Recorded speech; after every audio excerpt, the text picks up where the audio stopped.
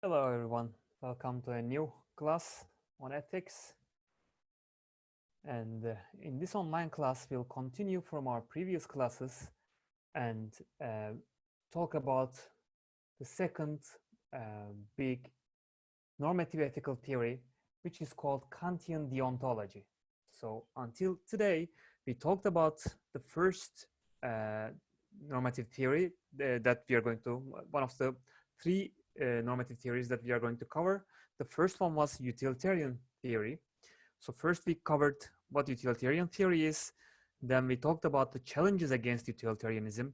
And in our third class on utilitarianism, we talked about utilitarianism and how it is applied to an applied ethical issue of regarding animals. And today we are starting our first class on Kantian deontology. And I'll start with reminding you the problems with utilitarianism and tie the issue to Kantian deontology from there on. But first, I'd like to talk about this odd word, deontology. So Kantian, the word Kantian comes from German philosopher Immanuel Kant. So this philosophy is derived from his writings on ethics, this deontological philosophy, this deontological theory. And the word deontology means the science of duty. So deon in ancient Greek means duty, and the word deontology is derived from the word duty. So this ethical approach, this approach to ethics is an approach that can be encapsulated with the word duty. So this is a duty ethics approach to moral problems. And Immanuel Kant is one of the most famous figures who is engaging in this sort of ethical theory. So that's why today we are going to talk about Kantian deontology. So first, let me remind you the problems with utilitarianism that we mentioned in our previous classes.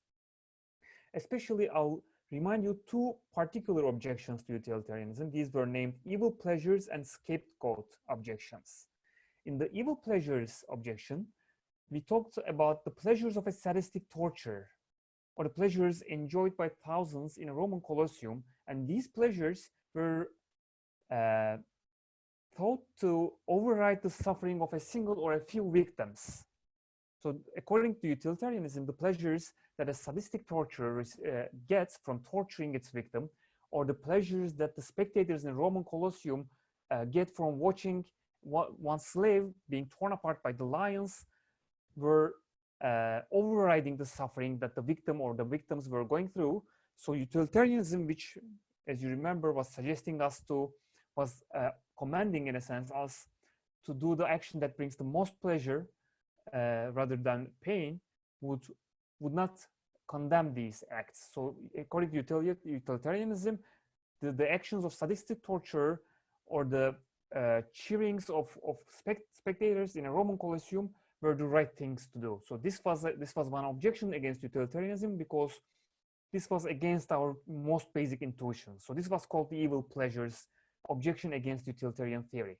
Another objection, which is related to this one, was named scapegoat objection to the utilitarian theory.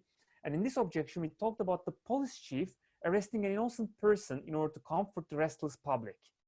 And in this act, the police chief was comforting the public, just giving them a certain amount of pleasure and relieving them of their suffering due to the concerns and worries that they are going through, but by means of arresting an innocent person. And this action, again, was not condemned by the utilitarian, and actually it was chosen to be the right action. It was pointed at to be the right action by the utilitarian theory, because this action was the one that brings the most amount of pleasure over pain. So these were the two problems with utilitarian theory that we talked in our previous lectures.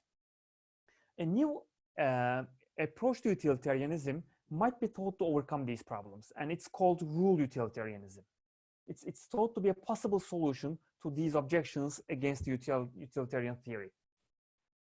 So this approach says some of these problems stem from making a utilitarian calculation based on each single case, rather than making one calculation for many similar cases. So rule utilitarian approach is thought to be a medicine for the objections, for the problems that utilitarian theory was facing. And according to this approach, some of the problems that the utilitarian theory was facing stems from making utilitarian calculation based on each single event rather than making one calculation for many similar cases. And this approach, rule utilitarian approach, claims that if we make one calculation for many similar cases, we will overcome the problems or the objections that were raised against the utilitarian approach. So making one calculation for each single event, for each single case, is sometimes called act utilitarianism. According to this approach, we compare the pleasures that spectacles in a Roman Colosseum get to the pains that the slave who is torn into pieces by lions has to suffer. So we just take one case in front of us, the Roman Colosseum case, and we compare the pleasures that the spectators are enjoying. It's a huge number of spectators, so we add up all the pleasures together. It makes a big amount of pleasure on the one hand, but on the other hand, we have the suffering of one single person. Even though it's a huge suffering because the person is like fighting the lion, the person is scared, the slave is scared, it's going through physical pain, all sorts of unwanted, undesired circumstances are facing the slave. But since the pleasures on the other side was so high, the utilitarian approach, actually the act utilitarian approach, was failing to condemn the act as a wrong act, and actually it was yielding the result that this is the right action. But rule utilitarianism, the new approach that's suggested to solve the problem, says that holds that we make general rules like never induce unnecessary harm to any person merely for the sake of giving pleasure to other people, regardless of the size of the second group. So this is one possible rule. I'm not saying that rule utilitarianism holds this rule for any sort of case, or rather I should put it like this. I'm not saying that any sort of rule utilitarian theory should endorse this principle. I'm just making a suggestion here. This principle could be one principle that holds in many like cases, and making this suggestion puts me under the title of rule utilitarian theorists. So when I suggest this sort of a rule that should cover all similar cases, then I'm using the approach called rule utilitarianism. And this rule, again, let me read it again at the bottom of the slide. This rule might be something like this: never induce unnecessary harm to any person merely for the sake of giving pleasure to other people, regardless of the size of the second group. So if this rule brings more pleasure than pain in general to a society, if general acceptance of this rule brings more pleasure than pain in a society, then according to rule utilitarianism, practices following this rule are morally right. And the condition again is that this rule should bring more pleasure than pain in general to a society. So general application of this rule should bring more pleasure than pain to a society, which means this. So in some cases, in some occasions, this rule might not give more pleasure than pain. It might sometimes give more pain than pleasure. But even then, this rule should be applied only if it in general gives more pleasure than pain, regardless of the certain oddball cases that it fails to give more pleasure than pain. So we don't look at particular cases according to this approach. We look at the totality of the cases that this rule is applied in a certain society. But this still doesn't solve some of our problems. For instance, in the Roman society, the number of citizens is more than the number of slaves. So the rule given above does not bring more pleasure in general to the society. So let me go back one slide and remind you the rule that I was suggesting to be used in order to solve the problem. So, okay, in this slide, at the bottom of the slide, this was the rule that I was suggesting to be used under the rule utilitarian approach that I suggested would overcome the problems that act utilitarian approach was facing. So this was the rule: never induce unnecessary harm to any person merely for the sake of giving pleasure to other people, regardless of the size of second group. So take the Roman Colosseum case again. In this case, this rule would not permit us to conduct the show. It would just actually condemn continuing with the show of like getting slave torn into pieces by the lion. It would just not allow it. So this rule would prevent such a disaster from happening. But this rule again would not bring general happiness to the society. Okay, it would stop such events like Roman Colosseum disasters, but our criteria at the top of the slide says that such rules are acceptable if they bring more happiness than pleasure, more pleasure than pain in general to a society. But since in Roman society, so now I'm reading it in I'm reading the middle of this slide. In Roman society, the number of citizens is more than the number of slaves. So there are more cases in which people get more pleasure by seeing slaves torn into pieces by lions.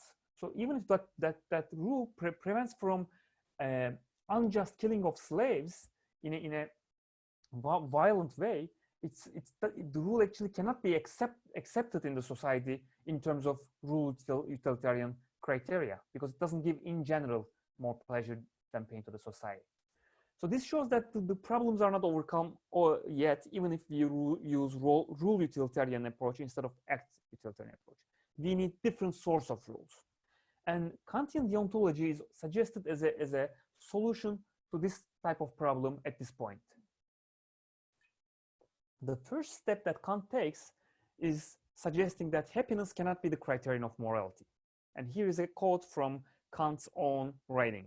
In the Critique of Practical Reason, Kant says, morals is not really the doctrine of how to make ourselves happy, but of how we are to be worthy of happiness. So happiness is not the criteria of making an action right or wrong. We deserve happiness if we act in a morally right way. So that's what Kant is saying. So morality cannot take happiness as a starting point. What does he suggest as a starting point? One of Kant's starting points is the moral law that he names the categorical imperative. Again, here is an awkward terminology. The wording is unusual for us, categorical imperative, and we'll have time to talk about it in the coming slides. But the important point here is that Kant suggests that the starting point should be a moral law. That's what he's suggesting. Okay, let me go on with the next slide. So what's categorical imperative? First of all, what does categorical mean? You know the word imperative. Imperatives are orders that we give to each other. Just orders like, bring me some water. So it's not like asking, like it doesn't become an imperative when you ask someone something. So could you please bring me water? Is not an imperative, but bring me water is an imperative. And Kant thinks moral demands or the requirements, moral requirements are like imperatives. They just command you to do certain things, and they're categorical. And I'll talk more about the meaning of this word in the coming slides. So this is what Kant says: act as if the maxim of your action were to become, by your will, a universal law of nature. Here again, a new terminology appears. Kant is using the word maxim, and I'll talk about what maxim means in the next slide. But before that, let me just read this quote again. Act as if the maxim or the principle of your action were to become, by your will, a universal law of nature. This imperative or rule somehow resembles the idea summarized by the slogan, what if everyone did that? So in Kant's version, you first check to find out whether it will be permissible for everyone to act in the exact way that you do under similar circumstances that you act. So let me just go back to the quote that I'm reading from Kant. So Kant says, act as if the principle of your action, as if the principle that your action is based on, were to become a universal law of nature, as if everyone was following your principles. So find some principles for yourself in such a way that those principles are as if, so it's not actually, but as if they're becoming universal law, universal moral laws, or universal laws of nature for everyone who is acting in the same society with you. And here's an example to understand this complicated terminology better. It's called false promise example. I find myself in a difficult situation financially. I ask a friend to lend me some money, but at the same time, I'm 100% sure that I will not be able to pay it back. And the moral question comes. When I am in financial difficulty like this one, Should I ask my friend to lend me money and promise to pay it back, even though I know that I will not be paying it back at all? This is the more question. And here is Kant's method. So the intuitive answer, the answer that first comes to your mind without even applying any moral practice, should probably be no. I mean, you shouldn't be promising to pay it back. But maybe you are in dire straits, maybe you are starving, maybe then you should be asking for money, even though you know that you're not going to be paying it back. But maybe morality requires you even then not to lie. So it's not a clear situation, right? Your intuitions are not helpful 100% at this point. You need a method. You need a consistent, sturdy, strong method, ethical method to answer this question. So here is Kant's method. Kant wants us to ask, what would happen if everyone in similar circumstances acted in the same way all the time? This is the question that we should ask, according to Kant, in order to solve this problem. And this is what would happen. No one would ever trust in each other's promises, so the practice of promising would vanish from society. And therefore, false promise would undermine itself. So look at this method again. So Kant says, Kant asks the question, what would happen if everyone in similar circumstances like you are in would act in the same way all the time? If everybody were asking for their friends to lend them money and promising to pay it back, even though they know that they are not going to pay it back at all, and since everybody would be acting in the same way, we know that everybody is acting in the same way. If somebody asks me to lend them some money, I know that they are not going to pay it back because this is going to be the moral rule in our society. Then probably I wouldn't believe in the promise. I might give the money thinking that I'm not going to get it back, or I might not give it to the person. But the important thing here is that the promise loses its meaning. The fact that the person is promising to pay it back to me doesn't make any sense. I'm probably not going to get the money back, and so the promise loses its meaning here. I either donate the money or not donate the money, but it's not going to be lending the money anymore. So at the bottom of the slide, Kant's argument says false promise would undermine itself. So you cannot even promise to pay it back because the word promise, the concept of promise, loses its meaning. Nobody will take you to be saying something true about the future when you say that you are going to pay the money in the future. So that's why, since it's the idea of false promise undermines itself, according to Kant's method, giving a false promise is not morally permissible. It's wrong. And it's not because of the actual consequences any particular false promise creates. So false promise, according to Kant's method, is not wrong because, okay, if the person promises and doesn't pay me back, I'm going to be upset and I'm going to destroy his reputation. This is not the reason why it's wrong. It's wrong because it's conceptually, it's hypothetical. When you hypothesize a situation in which everybody does the same action, you cannot imagine such a society. The concept of promising loses its meaning. That's why it's wrong. It's a very different method than the utilitarian method that we learned in the previous classes. The utilitarian method was looking at the consequences of an action, the results of an action, and then deciding on whether the action is right or wrong, depending on whether the action was bringing good consequences. But look at Kant's method. Kant says, just imagine a situation, imagine a society in which everybody is following the principles that you are following when you are doing some action. And in this case, in this false promise example, your action is giving a false promise. What if everybody was giving a false promise? What would happen? That's not possible conceptually because of the result of the hypothetical situation that we think through. And that's why it's morally wrong according to Kant. So Kant's method is different than considering the question, what if everyone did that? Until this point, I gave that example as if it was the same question with Kant's method. And here, I'm differentiating Kant's method from that question. Let me explain why. So maybe you don't mind if everyone were giving a false promise all the time. So maybe you ask yourself, okay, what would happen? You're planning on giving a false promise to your friend, asking for some money, and thinking that you're not going to pay it back. And you're asking yourself, what if everyone did that? And maybe you say, okay, I don't care if everybody were giving false promise. I just need I'm in dire straits. I'm in a very difficult situation right now. I desperately need that money. I don't care if everybody were giving false promises, making false promises all the time and asking for money from each other. I don't care about it. So here, this part of the slide, I'm saying that maybe you don't mind if everyone were giving a false promise all the time. So you might not think that the action of giving a false promise is wrong unless bad consequences follow. So this would be a consequentialist method still. But Kant is interested in whether it's objectively possible to will, and Kant uses this word in Kant wrote in German, of course, but in English translations, his word is translated as will. But in our cases, will, whenever I use the word will, I will mean to want or to desire in this context. So Kant is interested in whether it's objectively possible to want that everyone gave a false promise. So it's not objectively possible. So the key word here is objectively. In the question, what if everyone did that? You ask yourself. You ask yourself, what if everyone did that? And you maybe you don't mind. You need the money so desperately now, you don't mind if everybody does that or not. But Kant doesn't ask the question for one particular person. Is it objectively possible that everybody lies? And from, in a sense, God's eye point of view, it's not possible because it undermines the act of promising. That's why it's not possible. So Kant's method is really difficult to grasp, but once you grasp its strength, it's really interesting and strong method.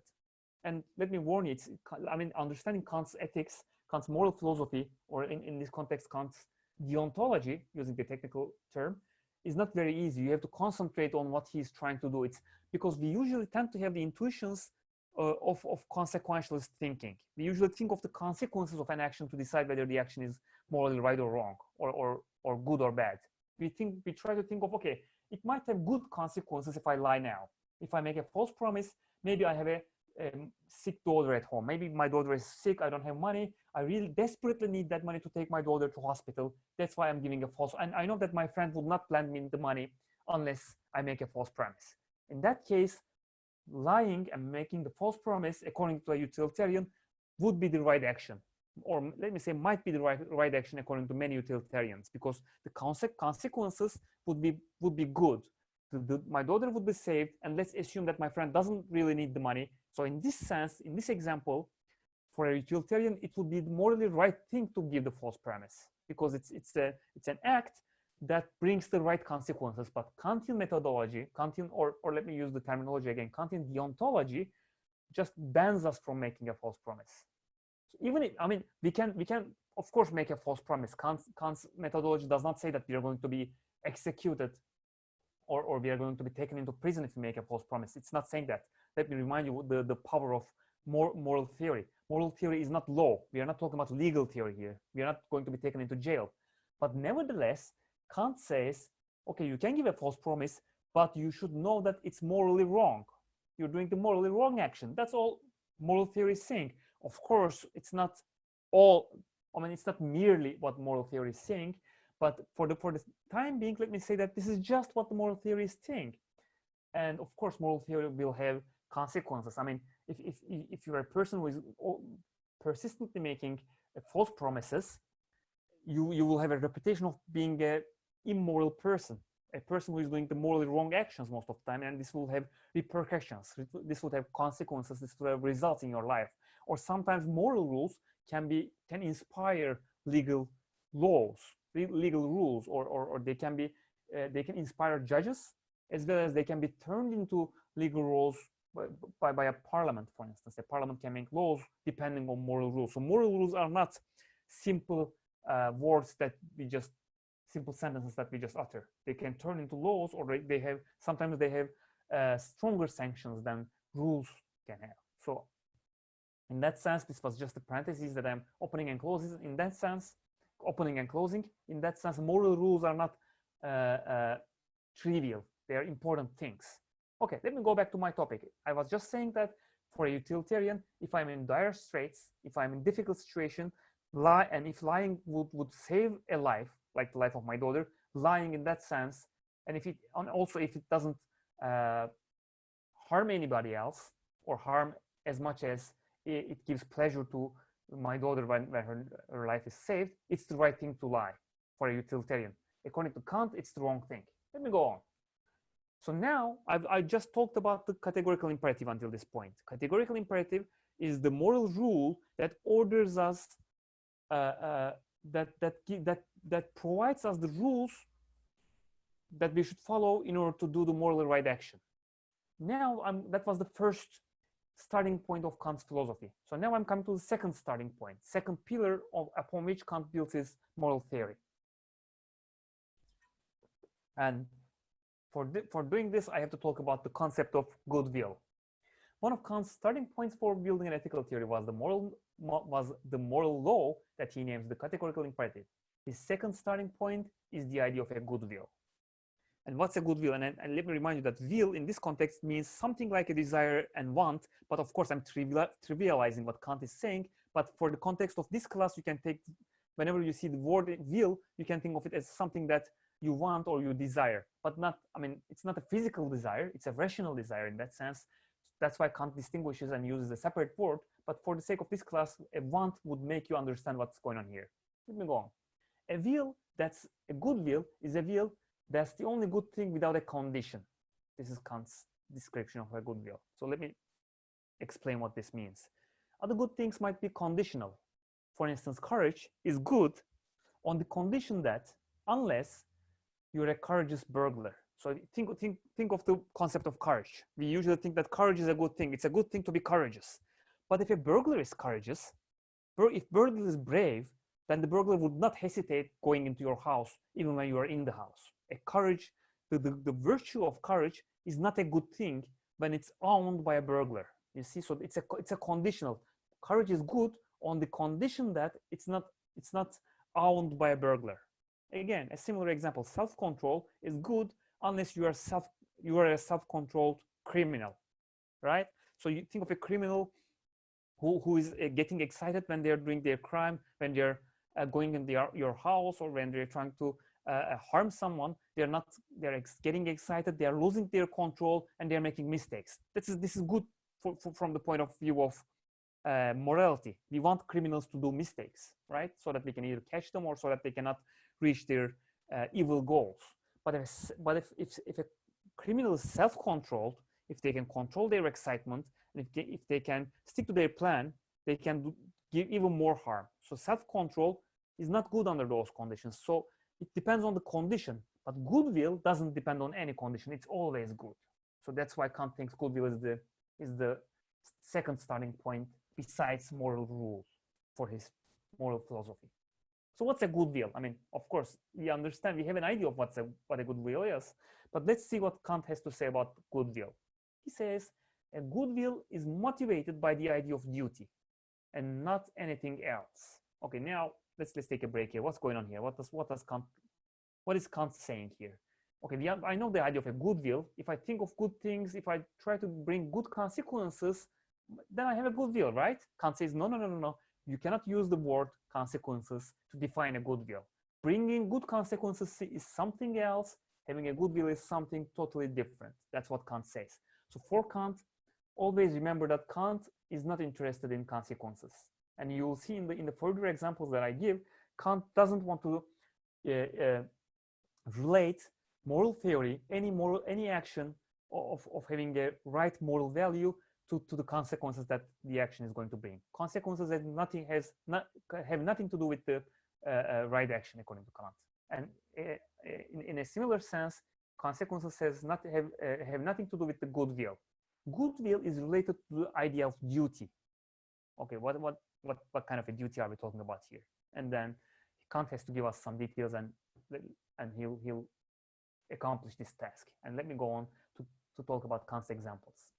One shopkeeper, one person who is owning a shop, asks for a fair price so that he doesn't lose customers. So this shopkeeper just doesn't increase. For instance, think of the mask prices in the times of coronavirus, COVID-19. The mask prices increased, and some shopkeepers ask for exorbitant prices for their masks. But think of one shopkeeper who asks for a fair price for these products so that he doesn't lose customers in the future. Okay, this seems like a good act. There seems nothing to be wrong with this act, right? Think of another shopkeeper who asks for fair prices because this is the ethical duty. This second shopkeeper doesn't care whether she's going to lose customers or not. She just asks for the fair prices just because this is what the duty commands her to do. According to Kant, only the second shopkeeper does the morally right action, although there's no difference in the consequences of these actions. You see, this is important. So for Kant, he doesn't care about the consequences. The consequences might be the same, but the first shopkeeper has a motivation of not losing customers, and the second shopkeeper has the motivation only to follow the ethical duty. That's why the second motivation is the right motivation according to Kant. At the bottom of this slide, I'm saying that consequences of an action have nothing to do with its moral value, which is rightness or wrongness. You might immediately have the question in your mind of, okay, if the consequences are not different, how do we know whether the first, I mean, how do we understand that the first keeper has the motivation of not losing customers and the second shopkeeper has the motivation of following the ethical duty? What makes us certain about that?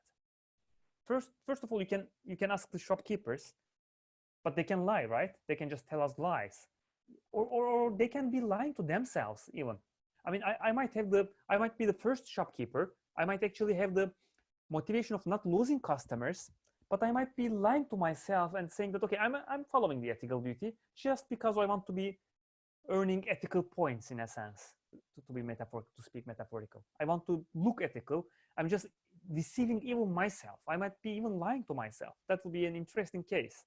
So Kant, of course, foresees this kind of questions, and he says, okay, maybe you're lying to yourself, and maybe there's no way of knowing that. It wouldn't change my analysis. Sometimes it's possible to find out whether you're lying or not, and it's clear in those cases that the moral right action is the right action that stems from, that comes out of, that originates from the ethical duty and not from any other condition. In other cases, when you cannot distinguish between the motivation, or when you're deceiving yourself, okay, I would just give it to yourself. I'll let you deceive yourself. I cannot say anything about it.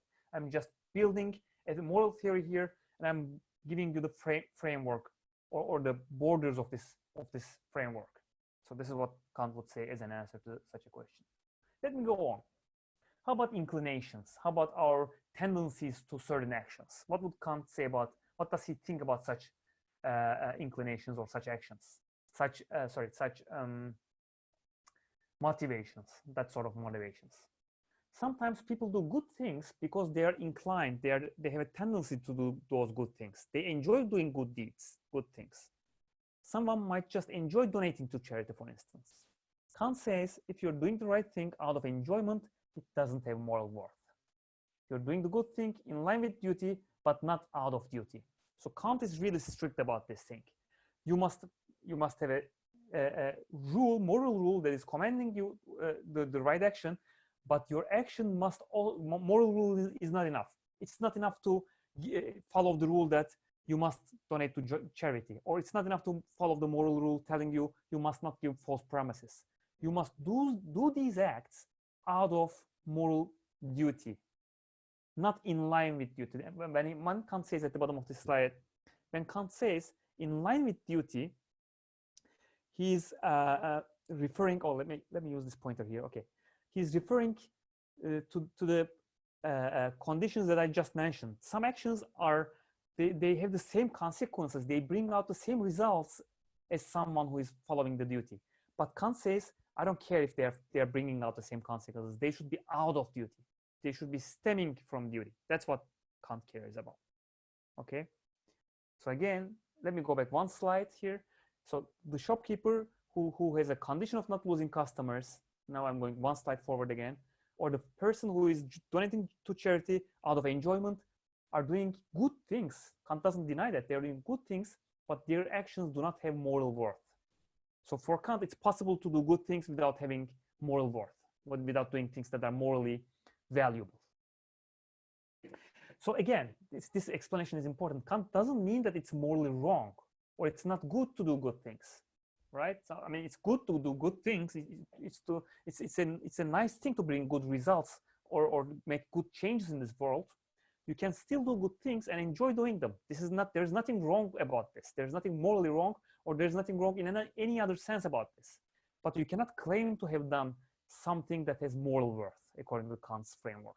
These acts are good acts. They bring good results. They bring valuable results, but they are just amoral. They're out of the evaluation of morality. They are amoral acts. They are not moral acts. They are just some nice actions that bring nice consequences. How good for you that you do actions that bring nice consequences, but you're not doing anything moral. Morality is something else, according to Kant.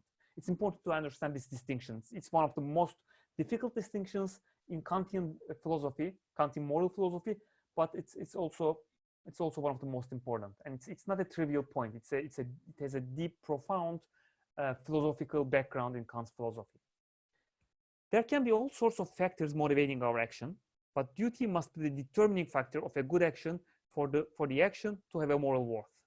So again, I'm just repeating what I just said until now. Your action can have a condition of self-interest, like in the case of shopkeeper who doesn't want to lose customers.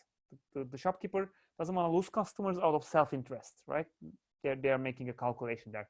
Or you might donate to charity because you just love people. You're enjoying donating it. You're following your inclinations. Or you're not giving a false promise to your friend because you're thinking of your reputation. You don't want to ruin your reputation. You don't want people to think that you're a liar. All these are nice things. These are things to follow.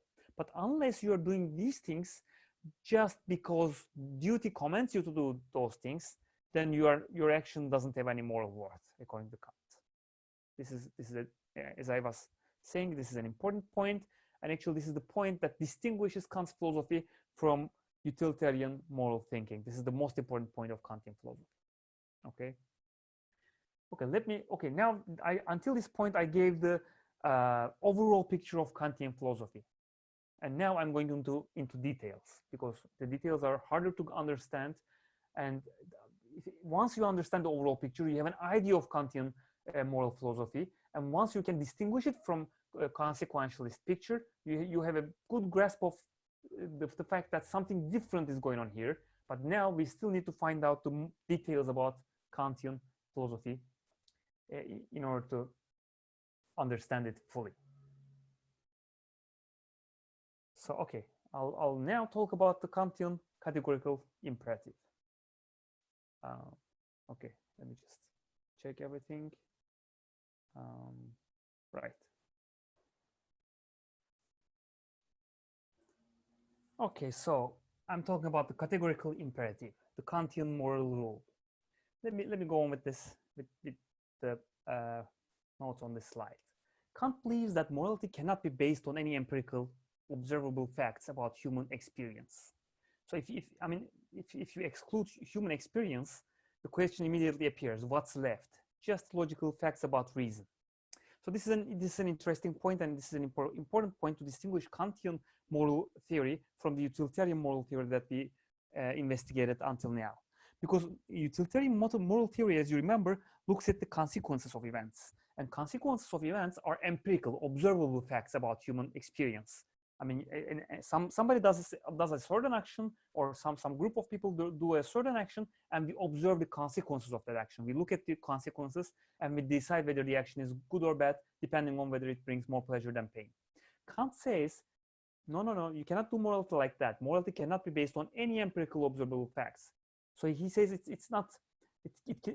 Kant doesn't exclude only some observable facts. He excludes all the facts that are empirical. And what's left for Kant is the logical facts about how human reason works. You have to base your moral reasoning, your moral theory, on logical facts. This is really interesting. What's going on here? Let's see what Kant has to offer to us. Kantian morality is based on the form of the moral law. Okay, this is really getting interesting here. So, as I said, Kant bases his moral theory on two starting points, on two pillars. Moral law is the first one, moral law, as appears here, and the second one was goodwill. And Kant used the idea of goodwill to talk about duty, okay? And now he brings another concept here, form. What does Kant mean by the form of moral law? And here, these two elements, these two items, make up the form of a moral law. So these are the logical elements that comes to your mind, that should immediately come to your mind when you talk about the concept of moral law. So the concept of moral law includes the word moral in the first place, and this means it's normative. And now here's a new word. You shouldn't worry about the meaning of this word. You don't have to remember this word necessarily, but here is the meaning. It sets some standards to comply with. Normative means it gives you what's normal, what makes the normal thing. Your norm, the rules that you're supposed to follow is given by this these rules, these normative rules. That's what moral means in this sense. So Kant says moral law, first of all, gives us normative standards. It gives us standards to follow. And second of all, since it's moral law, it is also a law. And what's a law for us? It's the same rule for everyone and at all times. So what are the logical facts that Kant is talking about? Moral law, first of all, is guiding us. It's normative, it's guiding us to show us what kind of behaviors is permissible and what kind of behaviors are not permissible. And it's valid for everyone and at all times, unlike what act utilitarian was saying. Remember, act utilitarian was saying that, so in our previous classes, I didn't use the word act utilitarian, I used the word utilitarian, but act utilitarian was what I was referring to. An act utilitarian just takes an action, observes an action, and decides whether that action includes morally right actions or not. Kant says you cannot look at one action, you have to look at the rules that are valid for everyone and at all times. So this is an important point for Kantian philosophy. So I was just using the word categorical imperative. Categorical imperative is the moral rule for Kant's philosophy. And Kant makes a distinction between hypothetical imperative here and categorical imperative. So this seems like a new terminology going on here. A lot of terminology has been already introduced. It might a bit overwhelming for you, but just let's follow the meaning of these terms and you'll see that it's not that difficult actually. Hypothetical imperatives are conditional on a certain goal. They are sentences like this. If you want to gain respect, don't tell lies. Here, respect is the goal. If you want to gain respect, that's your goal, towards which honesty is the path to follow. If you're honest, if you don't tell lies, you'll gain respect. People will start respecting you after some point. They will understand that you're not a person who is telling lies. So this is an imperative. Imperative means, again, this is a sentence that tells you what to do. Don't tell lies. This is an imperative. Don't tell lies. But it's hypothetical. It's conditional on a certain goal. And here is the goal. You see?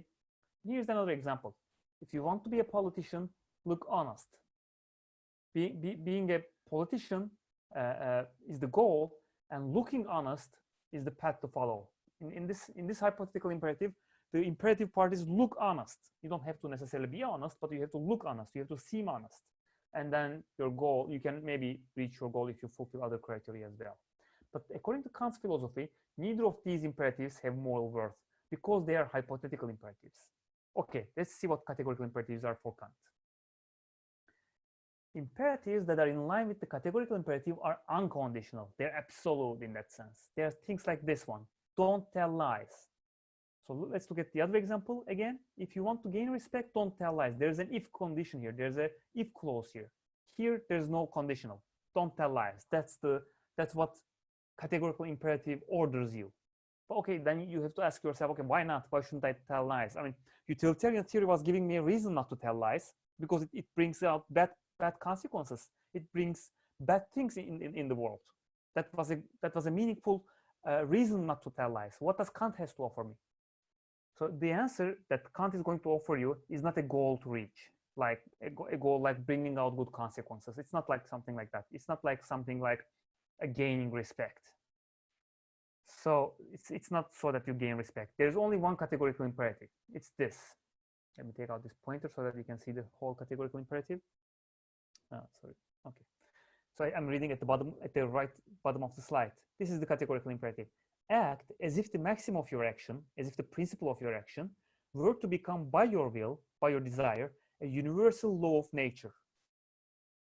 Let me read it again. Act in such a way that the principle upon which you act becomes, by your desire, a universal law of nature for everyone. Everybody follows your principles. So you're supposed to be acting in such a way that the principle upon which describes your action becomes a moral law, becomes a universal law of nature for everybody. This is how you are supposed to act if you want to act morally, according to Kant. So categorical imperative is not supposed to have any conditions, and Kant says there can be only one categorical imperative, and it's this one. This is the only possible categorical imperative. And look at the structure of this categorical imperative. It says, act as if the maxim of your action were to become a universal law of nature. It doesn't tell you a sentence like, if you want to act moral, I'm just correcting myself. if you want to gain reputation in this world, then act as if your maxim is going to become a universal law of nature. He doesn't give any condition like that. Of course, I was just going to say that if you want to do a morally right action, act as if your maxim of the maxim of your action were to become a universal law of nature. Seems like a conditional sentence, because I just added the sentence, the sub-sentence at the beginning, saying that if you want to act morally, then the structure seems, the form of the sentence seems like it's a hypothetical imperative, but it's not true. It's just a categorical imperative in disguise. Yeah, it's just already hidden in this sentence. You cannot, of course, you are doing this in order to become a morally a person who is doing morally right actions. That's already implied by this. So categorical imperative doesn't have any if clause within it.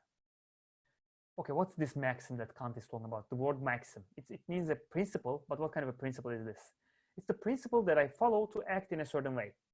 Take these maxims. So these are sentences, these are principles that describe your action. Of course, when we are acting, we are not telling ourselves that, okay, right now I'm just raising my water bottle, I'm drinking water from my water bottle, and I'm following the principle, raise your water bottle and drink from your water bottle when you are thirsty. We don't act like this. We just do certain acts. We are not thinking in our mind that I'm following this and that principle. That will be a lunatic's action, right? But Kant will explain what he means by saying this. Take these maxims, for instance. If you want to gain respect, don't tell lies. If you don't want to hurt others, don't tell lies, or just don't tell lies. All these three are maxims. All three can pass the categorical imperative test, and the test included the question whether you can will that, you can desire that they become universal law. You can desire that all these three can become universal laws. You can desire that everybody acts on these laws and nothing controversial will come out in the world. They are universalizable. I can, from an objective point of view, I can wish that all these three principles becomes universal laws, but only the last one has moral worth. Remember what Kant's two criteria for his moral theory.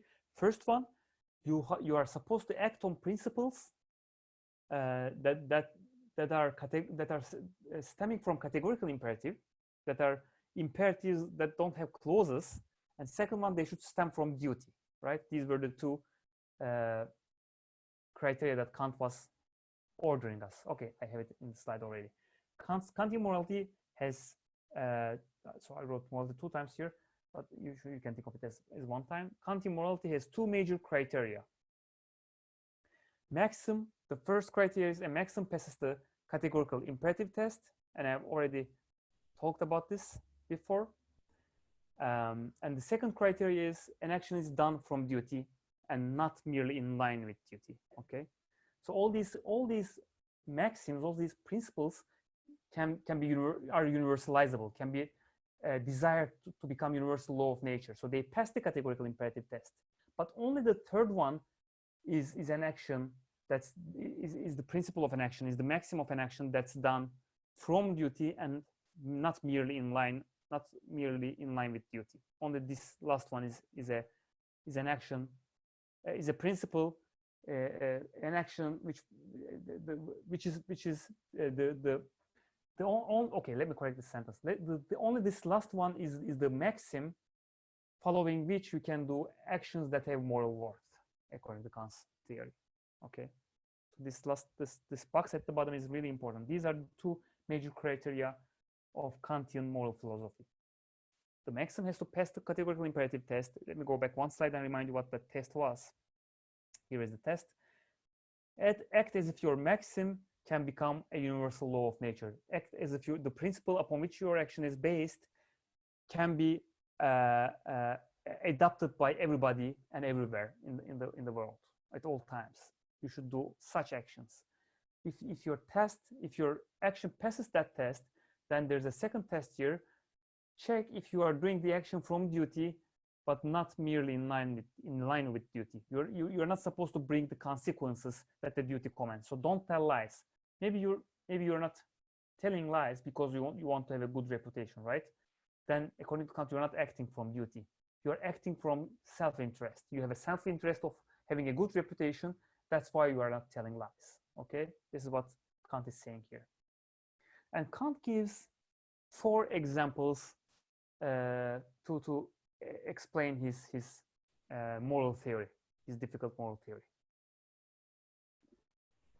And actually, I'm not sure whether these examples make the moral theory more even more complicated or easier, but let me try to explain them and you have to decide for yourself.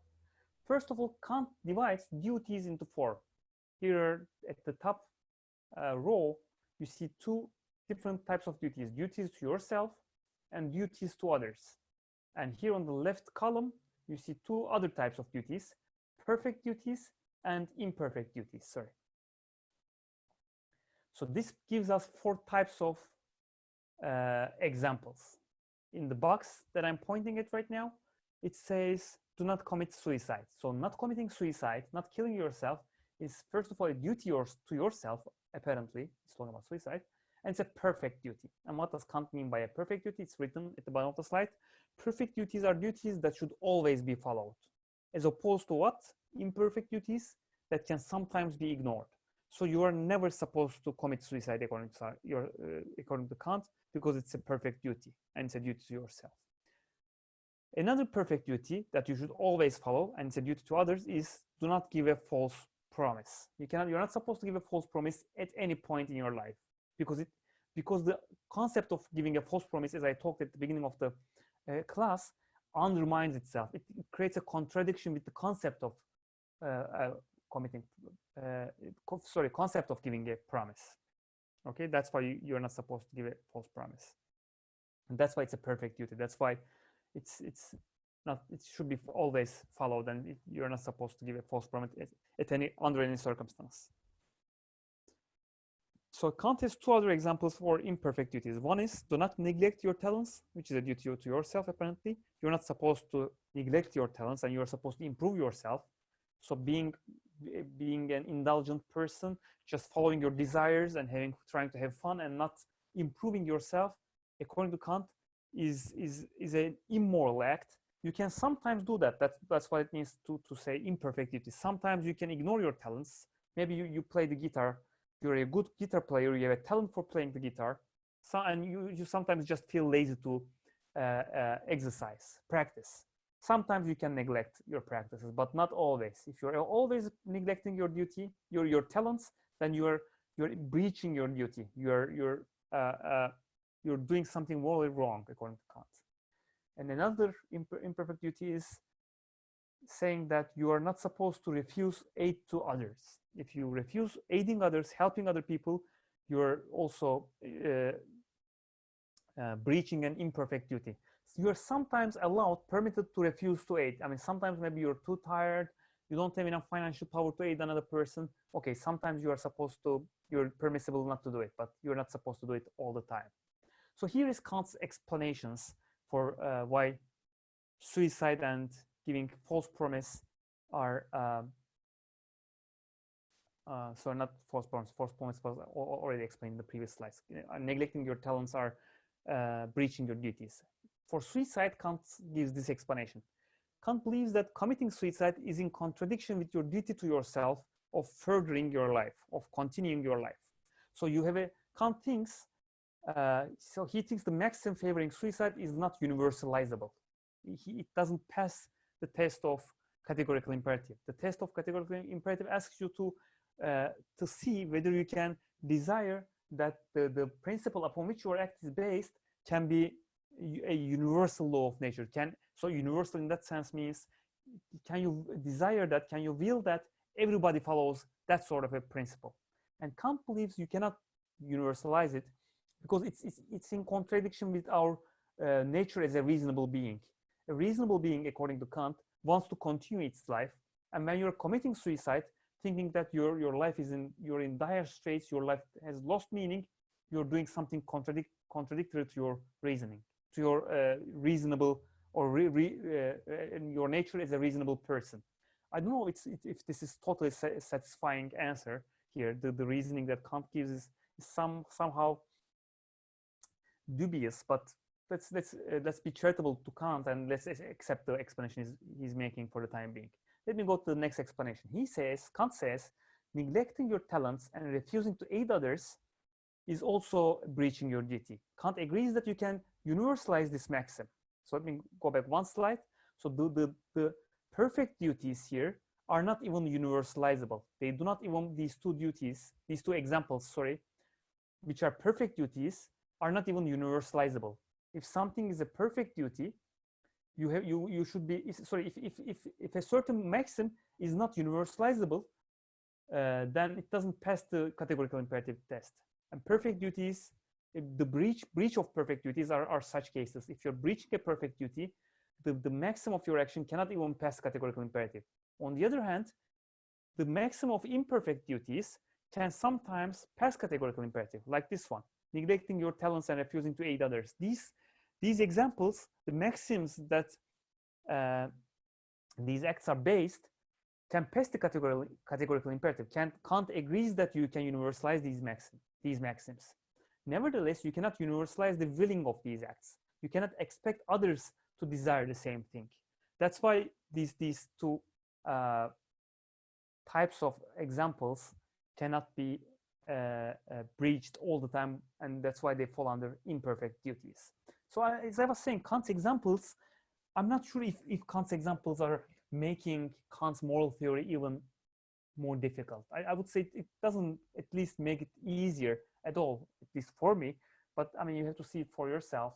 So okay, I will just stop here and see if you have any questions for Kant's philosophy. I know that it's not an easy philosophy, but let's see what you think about it. Thank you for listening, and I think I can just stop the recording here.